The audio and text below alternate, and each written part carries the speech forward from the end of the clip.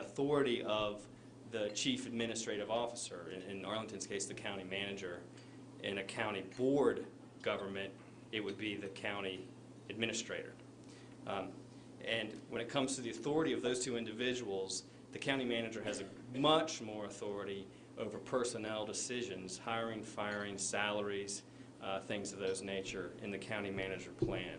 In the county board plan, it's the county board that makes all those decisions. As a practical matter, larger jurisdictions generally delegate that authority to an administrative officer as in sort of an efficient government matter.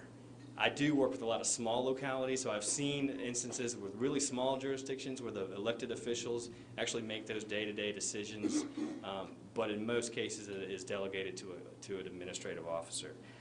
So I think the issue of authority of the chief administrative officer of the locality is probably the biggest distinction, other than that laundry list of things that I went through, that would potentially be lost. And then I guess the other point there would be that even with a switch to the county board plan, it would be into the board's discretion what authority it would delegate or not. So just by virtue of changing their form of government does not legally require the board to take over those responsibilities or delegate them. It would be in the board's discretion. So that decision wouldn't be made just by passage of a referendum. There's a difference in the number of school board members. So there's a whole lot of things I think need to be looked at from sort of a legal and a governmental perspective.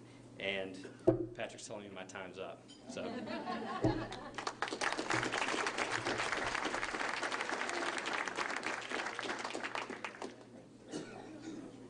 Our next speaker is Mike Staples, and Mike is the president of the Arlington Professional Firefighters and Paramedics Association Union, and he has been in this position, been a professional firefighter in the Paramedics Association for 20 years.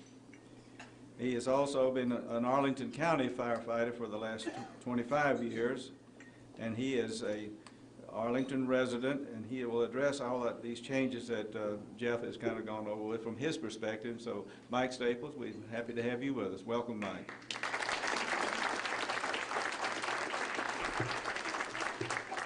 Thanks. It's a pleasure to be here tonight. I thought there was going to be a neutral intro, but I kind of felt like he was trying to beat down what we're trying to do here a little bit. But let me just say, mentioning like constitutional officers, when we looked at the different forms of government, because what we have now hasn't worked well for us. You know, one of the big things was we didn't want to change constitutional officers, and we actually picked the other forms, the one that would have been least intrusive to what we have now. That's why we settled on that one. There are good and bads to all of these, but things like constitutional officers don't change in the one that we've offered to go to. So, but before I even get into that, the first thing I'd like to say is, we'd like to see democracy work here in Arlington, and before we even talk about this issue, first we have to get petitions signed to get this on the ballot. Now, without the petition signed, this really isn't a conversation that we can have. And so it's been since 1930 when this county manager plan of government was adopted. Since 1930, the United States Constitution has been amended 8 times. You know, it's been a long time coming for us to take a look at the government we have. I don't think anybody here was in 1930 voted for this form of government. I don't think so. You know, we would hope that. And today I've got a couple firefighters here. I'm here and I've got a petition. I would hope everybody here believes in democracy and thinks that the citizens have the right to vote for what their government should be and how it should operate. I've got a petition. Tracy, if you would stand up back there, and Sarah. There are Arlington residents, so they can witness signatures, but we'd love to get everybody to sign the petition just so we can move this forward, so we can have a real conversation. One of the quotes that really strikes me about the change that came from back when they did this was, they said that adopting a government with all at-large positions and with a single head of government, which is what the county manager plan is, one person carries all the authority, quite frankly. They said because of the contiguous, continuous, homogeneous nature of Arlington County, that was the right government. I really don't think anybody's going to look at Arlington County today and say that we're a homogeneous community. In fact, we flaunt the fact that we're not. And so this plan and this approval was done for a completely different set of conditions back in 1930. So please sign our petition. Let's let democracy work, and let's get this on the ballot for next year so the citizens can vote. Now, the one thing I would say that I concur with Jeff, he's absolutely right about the main issue for us is the authority and what we think is the overreaching authority the county manager has and the county manager plan of government. Thus, the semantics really play out, change from the county manager plan to the county board form. We want the county board to have more authority. As I've been talking to citizens about signing our petition, the one thing that I inform citizens that virtually everybody, and Carl, if you guys would start handing out that flyer, just about everybody I talk to, when I explain to them that in the county manager plan of government, it is unlawful. We've got a couple county board members here.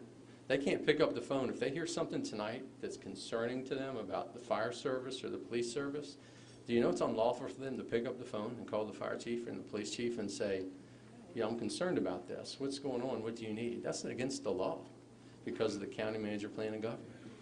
How do they get information? All information has to be channeled through a single unelected person, the manager. So when you have a single person that really siphons all the information to the county board, he can paint whatever picture they want.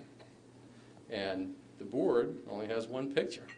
So when they ultimately vote for what staff has put before them, who really made that decision? I would suggest to you it wasn't the board. There's only one option when you have only one source of information coming in. So when people say to me, what do you want to achieve out of this? I want my fire chief to be able to talk to the county board because the fire chief and the police chief are the subject matter experts in our fields, not staff, not the manager, but in our form of government, staff and the manager are treated like the subject matter experts. And it has had a detrimental effect on public safety. Now, Arlington does a good job at saying everything looks good and we get lots of accolades and we got a great financial stream and all that. But I can tell you, as a long-term firefighter here, it hasn't been that rosy for public safety employees and it hasn't been that rosy for the public safety agencies. And some of the best examples I can give you is right now today. We run out of medic units on a daily basis right now. We do not have enough ambulances to meet the demand for calls, and we run out on a daily basis. Here's the way our budget process works. The fire chief can ask for one every year. The manager says, can't ask for that. It's the end of the road. That conversation is never had with our elected officials. They don't know of it.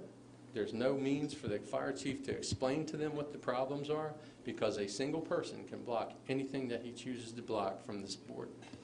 And so right now, we're running out of medic units on a daily basis. The last time we increased staffing on our medic units, firefighters off duty were going door to door in Roslyn by Station 10 and by 500 South Glebe Road at Station 1, door to door telling people, do you realize that your medic units are not staffed after 7 p.m.? And we actually got an uprising from citizens that led to ultimately getting staffing of our medic units the last time.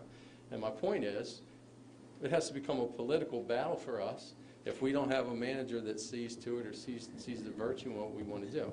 And this has been an ongoing problem for us for a long time.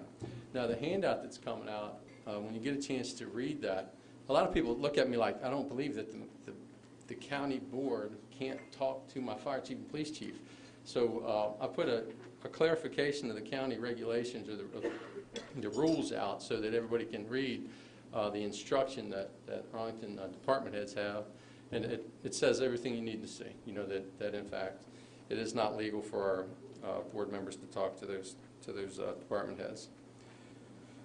So what happens with the one time a year when the fire chief gets to talk to the board? They do have a budget hearing one time a year. Fire chief comes in, his boss, who's already told him what he can ask for or not, sits next to him, and then they do a presentation to the board, and the board declares they gave the fire chief everything he asked for. That's how it works. I've watched it for 20 years. That is not open, honest, transparent government. That's not. But that's the way it works in this county government. I would say to you, we had a fire chief, not the current one, that was hired by a county manager whose instruction to him was to get the job downsize the size of the fire department. And coincidentally, anybody here from Cherrydale? The Cherrydale Fire firehouse issue's been the long-standing issue?